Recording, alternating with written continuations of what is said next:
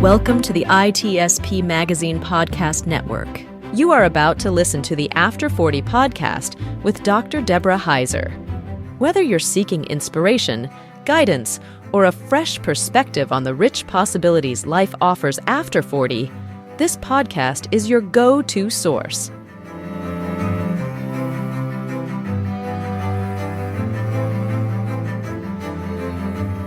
Welcome to After 40. I'm so excited to have you here with me today, especially because we have Cher Murphy here.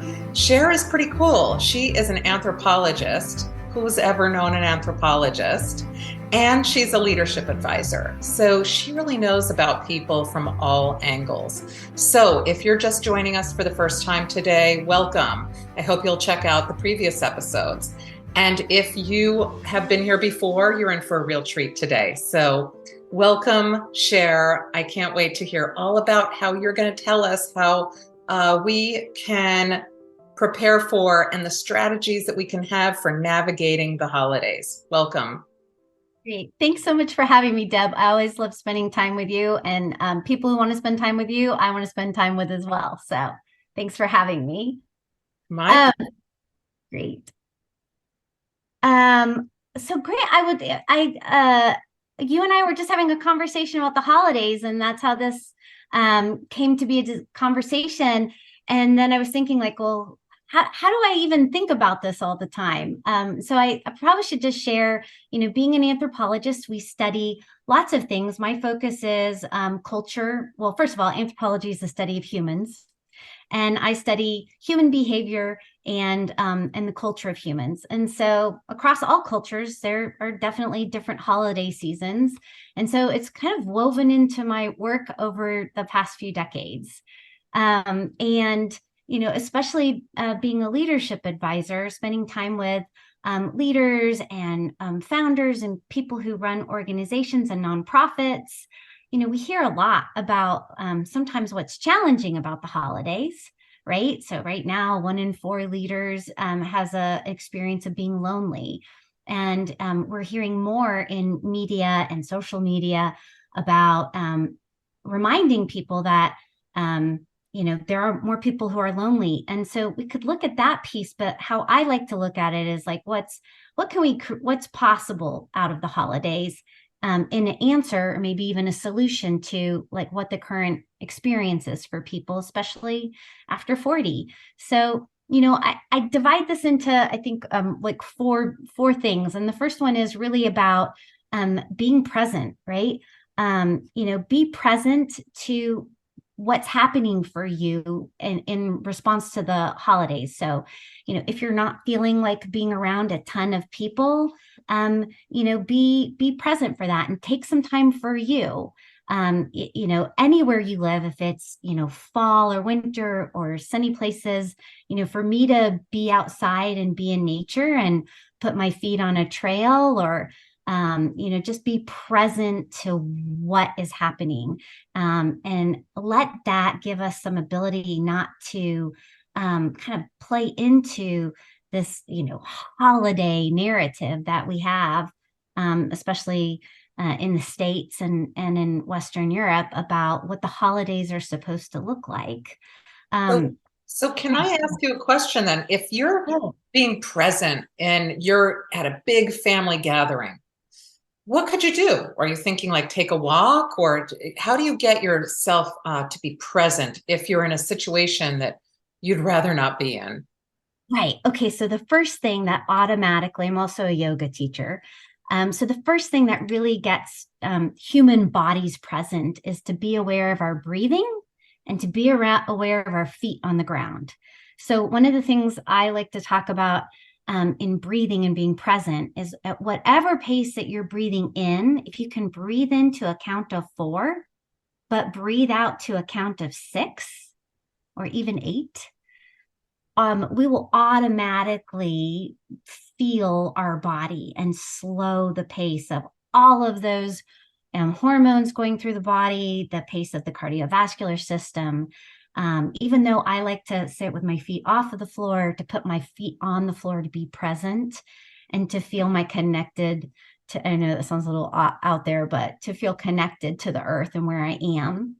And, if it's a big holiday event and there's a lot of energy and interaction and stress, sometimes to ask somebody to come with me on a walk, like, let's just go take the dog for, I will tell you that my dog gets under feet. And sometimes it's best to say, I have to take a dog for a walk, bring one of my, sisters or relatives or nieces with me, and really be present. That's good advice and easy to do. Thank you.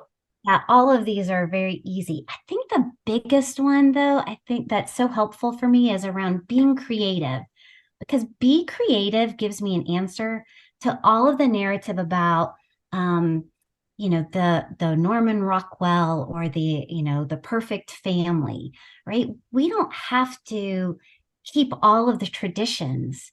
I know a lot of women feel like we have to have the perfect dinner and the perfect decorations and the perfect thank you list. And so this be creative to create what works for you in this stage of your life, or anybody's lives.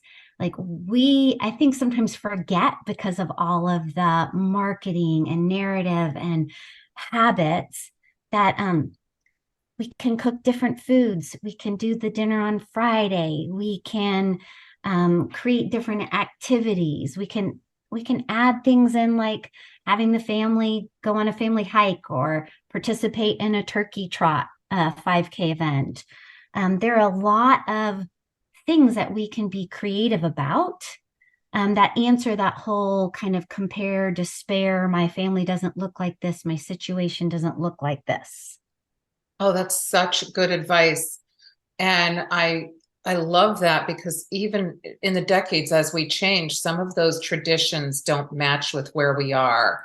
And you mentioned Norman Rockwell, and you think, oh, I have to have it the way that I had it when I was a kid, or it has to look a certain way. And as we reach different decades, the kids leave, the kids grow up, or when you have little kids, being creative is a great term for that, for changing how that narrative is for us. And I think also giving ourselves the ability to be creative, we can give ourselves a sabbatical. Like in our family this year, we gave ourselves a sabbatical from a big tradition, and we're recreating it in a new geographic place in a different way. And who knows, we can be creative and go back to our tradition next year. Love it. Love it. So I think the next one I'd like to share is be a force for good. Right? I think sometimes when the narrative about family, tradition, holidays is all self-centered on the self. And I think one of the best ways that I've learned over the last, I don't want to say 30 something years, is when I get very self-involved, one of the best solutions is to look into the community and find other people that I can be helpful, be a force for good. That can be in the community. It can be in my friends circle. Sometimes for me, it's, I've had a friend who's had a family member pass away, and I take them a small special package or gift to tell them I'm thinking of them. Sometimes there was a period of time in my family where we lived in Houston, and we ran a part of the Feeding the Homeless for 40,000 people in the city of Houston every year. And that's what we did for Thanksgiving. Any way that we can be a force for good and be a force for connection will always yield 10 times whatever I put into that piece of it. Oh, what good advice. Getting involved outside yourself, what an anxiety reducer, and what a way to combat loneliness, for sure. If you're out with other people doing things, getting involved in the community, and what meaning. The holidays are all supposed to have meaning, but that's one really great way to add meaning. I will say that the meaning that happens, for my family, for me, out of being able to make a difference is always is kind of such a driver for, happiness for me, for understanding. And that really goes into, I think, the last piece, which is be reflective. I think in my world, working with so many different leaders and organizations, we forget to be reflective. The holidays sometimes can be a time when we miss the people who aren't with us any longer. And so not to, fall into a very big piece of reflection, but to remember the happy moments or the people who are gone and what they gave us. I lost a dear friend years ago, and Thanksgiving was a very big holiday for her and I. And I don't go into hours, but I always remember Dorothea on Thanksgiving, knowing that I spent time with her. I have a few little of my own rituals to remember her, very tiny things. And but it's a really good place to reflect on being grateful, if that's a place that you can practice gratitude, of remembering the people that we love who are no longer with us, and also to look at how much we've grown and changed for a year, right? The holidays, are a great time to think about, what's been good, what we want to change, and intentions for the next year. But being reflective is probably one of the most undervalued things that we can do as humans. Boy, do I agree with you on that. Being reflective really does allow you to feel grateful for the things you take for granted all the time.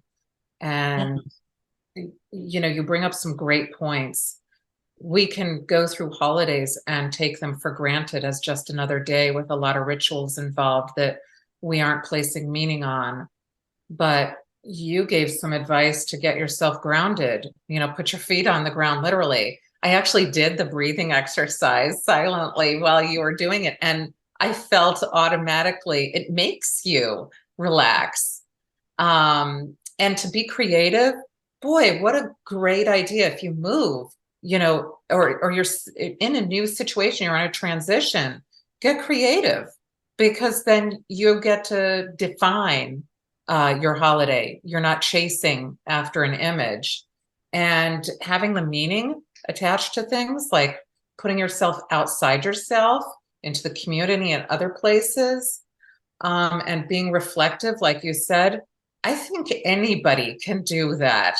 I think anyone, even if you employ just one of these strategies, this is going to be a winter holiday for you.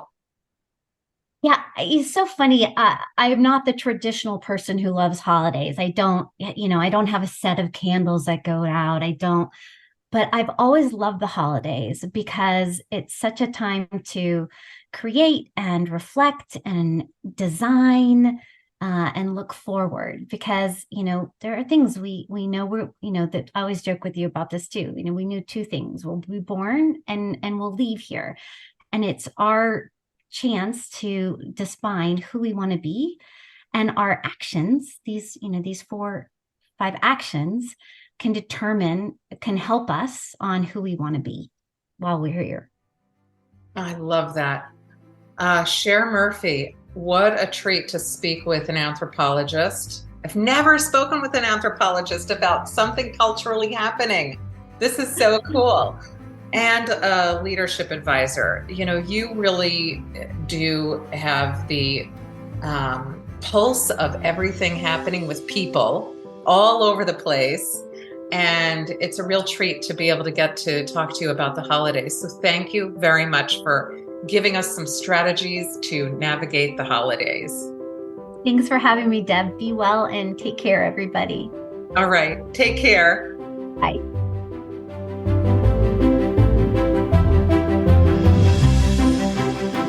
We hope you enjoyed this episode of the After 40 podcast with Dr. Deborah Heiser, part of the ITSPmagazine podcast network.